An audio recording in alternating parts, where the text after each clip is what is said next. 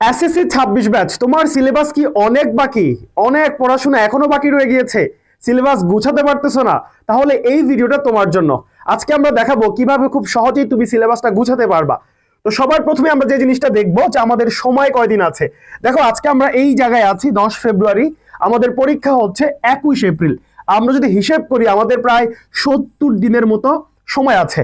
So তোমাদের যাদের এখনো সিলেবাস অনেক বাকি, অনেক চিন্তায় আছো, আমি বলবো চিন্তা করার কোনো কারণ নেই।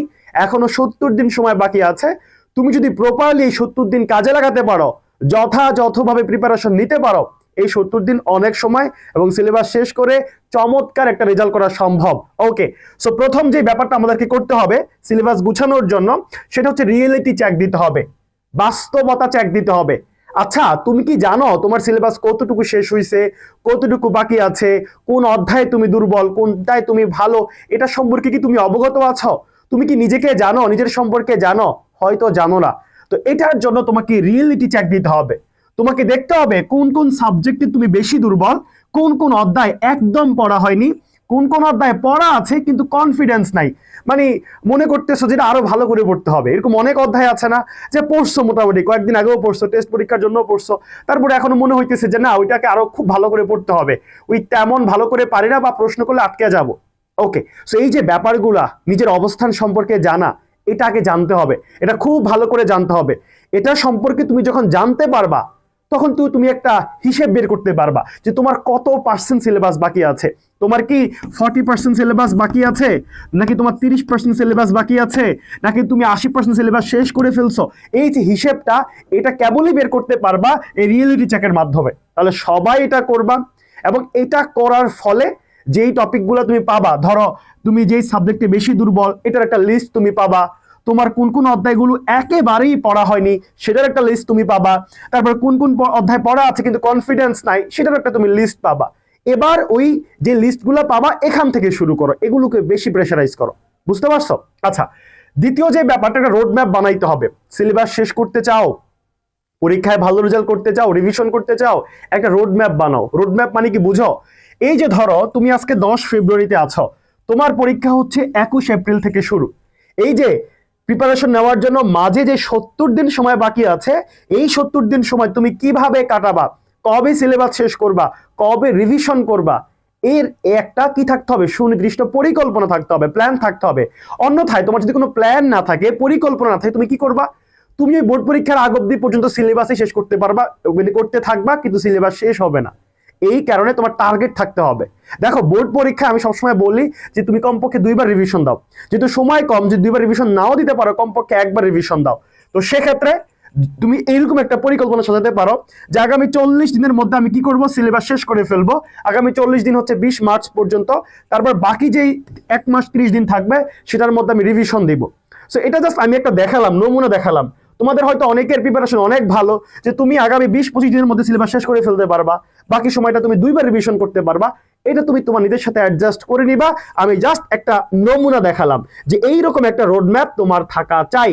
ওকে, আচ্ছা, তারপর থার্ড যে ব্যাপারটা ভাইয়া, বাস্তবসম্মত একটা স্টাডি রুটিন তোমাকে বানাতে হবে, যেটা মানতে পারবা। একটা পড়ার রুটিন থাকতে হবে ভাই, লাস্ট 70 দিনে তোমার চমৎকার একটা পড়ার রুটিন থাকতে হবে, তবে সেটা বাস্তবসম্মত হতে হবে। মানে তুমি সেটা মানতে পারবা। এমন না তুমি কি করলা, পড়ার রুটিনে তুমি 17 ঘন্টা 18 ঘন্টা কি করলা, পড়ার টাইম রেখে দিলা। তুমি সেটা কি মানতে পারবা? মানতে পারবা না। যেটা তুমি মানতে পারবা, যেটা একেবারে বাস্তবসম্মত, এইরকম একটা রুটিন বানাও। যেমন আমি একটা বাস্তবসম্মত রুটিন আমাদের পেজে পোস্ট করেছি, তোমরা চাইলে সেই ভিডিওটা দেখে নিতে পারো। তারপরও আমি রুটিনটা এখানে দিয়ে দিয়েছি, তোমরা চাইলে একটু স্ক্রিনশট নিতে পারো। এবং আমার এই রুটিনটাই যে মানতে হবে তা না, এখানে বাস্তবসম্মত একটা রুটিন দিয়েছি, আমি একটা প্যাটার্ন দেখিয়ে দিয়েছি। তুমি চাইলে এটাকে ফলো করে একটু তোমার মতো করে অ্যাডজাস্ট করে নিতে পারো, একটু চেঞ্জ করতে হলে তোমার মতো করে তুমি অ্যাডজাস্ট করে নিতে পারো। সো এটা হচ্ছে দিনের রুটিন, এটা হচ্ছে রাতের রুটিন। আমি সবাইকে বলবো একটু স্ক্রিনশটটা নাও, সবাই একটু স্ক্রিনশট নাও। আমি এটা এখন বুঝিয়ে দিচ্ছি না এই কারণে, কারণ এই রুটিন নিয়ে আমাদের পেজে একটা অলরেডি ভিডিও আছে, তুমি চাইলে সেটা দেখে নিতে পারো। ঠিক আছে, সো একটু স্ক্রিনশট দিয়ে রাখবা। ওকে, তারপর 4 নাম্বার যে ব্যাপারটা, বোর্ড পরীক্ষা পর্যন্ত এই অভ্যাসগুলো গড়ে তুলবা। তাহলে দেখবা তোমার প্রেসার কাজ করবে না। পরীক্ষার আগে গিয়ে একটা প্রেসার কাজ করে, আমার রাইটিং পার্ট পড়া বাকি, আমি সময়ের মধ্যে এমসিকিউ উত্তর করতে পারি না, হ্যাঁ আমার হাতের লেখা স্লো। তো এই যে ব্যাপারগুলো, এগুলো যাতে না হয় এই কারণে এই 70 দিন টানা তুমি যে একটা অভ্যাস গড়ে তুলবা, সেটা হচ্ছে প্রতিদিন 2 থেকে 3টি করে রাইটিং পার্ট প্র্যাকটিস করবা। তোমার ইংরেজি প্রথম পত্র, ইংরেজি দ্বিতীয় পত্র, বাংলা দ্বিতীয় পত্র, এখানে কি আছে? মুখস্থ পার্ট আছে, রাইটিং পার্ট আছে। হ্যাঁ, সো এই রাইটিং পার্ট তুমি কি করো, পরীক্ষার আগে যখন ধরো 1 সপ্তাহ 10 দিন সময় আছে, তখন দেখো ভাই কত কত প্যারাগ্রাফ আছে, কত কিছু আছে, আমি কিছুই পড়ি না, হ্যাঁ আমার সব বাকি আছে, কি করব? হতাশায় ভুগো। সো এরকম যাতে না হয়, প্রতিদিন 2 থেকে 3টা করে এরকম রাইটিং পার্ট প্র্যাকটিস করো। তুমি জাস্ট চিন্তা করো ভাইয়া, 70 দিন এরকম যদি করে যেতে পারো, 70 দিন পরে তোমার কত শত রাইটিং টপিকগুলো প্র্যাকটিস হয়ে যাবে, চিন্তা করতেছ? তারপর আরেকটা জিনিস, প্রতিদিন প্রতি বিষয়ে কমপক্ষে 1টি করে এমসিকিউ মডেল টেস্ট দাও। তোমরা সবাই টেস্ট পেপার কিনছো না? তো টেস্ট পেপারে কি আছে? ওই যে কলেজের প্রশ্নগুলা দেওয়া আছে, 30টি করে বা 25টি করে এমসিকিউ দেওয়া আছে, ওইগুলো সময় ধরে, যেমন 30টা এমসিকিউর জন্য তুমি বোর্ড পরীক্ষায় 30 মিনিট সময় পাচ্ছ, সেই সময় ধরে তুমি কি করবা? প্র্যাকটিস করবা ওই সময়টা ধরে। এতে করে বোর্ড পরীক্ষা গিয়ে তুমি মানে সময় যে সংকুলন করতে না পারা, এই ব্যাপারটা তোমার সাথে হবে না, বুঝতে পারছো? ওকে। তারপর 15 মিনিট তথা 2 পৃষ্ঠা করে লিখে হলেও হাতের লেখা সুন্দর করার চেষ্টা করো। ভাই এই জিনিসটা করো, যাদের হাতের লেখা খারাপ, খুবই অস্পষ্ট, নিজেই নিজের প্রতি রাগ উঠে যায় হাতের লেখা দেখলে, তাদেরকে বলবো ভাইয়া এখনো 70 দিন সময় বাকি আছে। বোর্ড পরীক্ষায় কিন্তু হাতের লেখাটা অনেক বেশি ম্যাটার করে ভাই। তোমার কলেজের পরীক্ষায় কি হয় জানো? ধরো তোমার স্কুলের পরীক্ষা, স্কুলে তুমি টেস্ট পরীক্ষা দিছো, এখন তোমার টিচার তোমাকে চিনে, হ্যাঁ তুমি ভালো ছাত্র, তোমার টিচার তোমাকে চিনে, তুমি ভালো ছাত্র, অনেক পড়াশোনা করো, তোমার হাতের লেখা খারাপ, তারপরে তোমার টিচারের হাতের লেখা খারাপ এটা এত গুনবে না, নাম্বার দিয়ে দিবে। কিন্তু বোর্ড পরীক্ষায় তুমি খারাপ ছাত্র না ভালো ছাত্র এটা তোমাকে চিনে না, এখানে তোমাকে হাতের লেখা দেখেও কিন্তু একটা জাজ করে। এমনটা না যে হাতের লেখা খারাপ দেখে ফেল করে, এমনটা না, মানে কিছু একটা জাজ করে। ধরো তোমরা দুইজন সেম লিখছো, ধরো 2টা খাতা সেম লেখা আছে, সেম প্যাটার্নে সেম ভাবে সবকিছু লেখা আছে, একজনের লেখা সুন্দর, তাকে ধরো দিল 80, তোমাকে 2-3 হলেও কম দিবে, তোমাকে 77 বা 76 দিবে, এই যে তোমার এ প্লাসটা কমে গেল। সো হাতের লেখার উপরও কিন্তু একটা নম্বর আছে। সেটার জন্য কি করবে, যাদের হাতের লেখা খারাপ, প্রতিদিন 1 পৃষ্ঠা বা 2 পৃষ্ঠা করে হলেও হাতের লেখা সুন্দর করার নিয়তে প্র্যাকটিস করো, ঠিক আছে? ওকে। এবং আরেকটা কাজ করতে হবে, সারাদিনে যা পড়বে ঘুমাতে যাওয়ার আগে 1 ঘন্টা সময় নিয়ে রিভিশন করবা। ধরো এই যে আমি রুটিনটা দিচ্ছি না তোমাদেরকে একটু আগে, এই যে রুটিনে কথাটা লেখা আছে, এই দেখো দেখো রাতের রুটিন, রাতের রুটিনে 11টা থেকে 12টা এর মধ্যে কি করবা জানো? সারাদিনের পড়া রিভিশন করবা। এই যে সকাল ভোরে 6টায় তুমি উঠে গেছো, উঠে রাত 11টা পর্যন্ত যা যা পড়ছো, এই 11টা থেকে 12টা 1 ঘন্টার মধ্যে ওই পড়াটা রিভিশন করবা। এটা করার ফলে কি হবে জানো?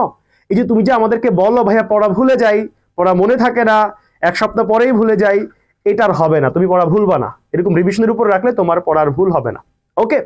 এবং আজকে লাস্ট যে সাজেশনটা তোমাকে আমি দিব, সেটা হচ্ছে শারীরিক ও মানসিকভাবে নিজেকে সুস্থ রাখার চেষ্টা করো, করে টেবিলকে আপন করে নাও। ভাই দিন শেষে সব কথার এক কথা হচ্ছে হার্ডওয়ার্ক, পরিশ্রম। তুমি যদি পরিশ্রম করতে পারো, তুমি যত বেশি পরিশ্রম করবা তত বেশি ভালো রেজাল্ট করবে, এটা তুমিও জানো। এখন এই চেষ্টাটাই শুধু করো, সবকিছু মেনে একেবারে টেবিলে চলে আসো, টেবিলকে আপন করে নাও, সর্বোচ্চ চেষ্টা করো, ইনশাল্লাহ এই 70 দিনেও চেষ্টা করে অনেক ভালো রেজাল্ট করা সম্ভব, ঠিক আছে? তাহলে তোমাদের সবার জন্য অনেক অনেক দোয়া রইলো, সবাই ভালো থাকো। আর এরকম সাজেশনমূলক ভিডিওগুলো পেতে আমাদের আই ক্যাম্পাস স্কুলের পেজ একটা ফলো দিয়ে রাখো এবং ইউটিউব চ্যানেল একটা সাবস্ক্রাইব করে রাখো। সবার সাথে দেখা হবে অন্য কোনো ভিডিওতে, সেই পর্যন্ত আল্লাহ হাফেজ, আসসালামু আলাইকুম।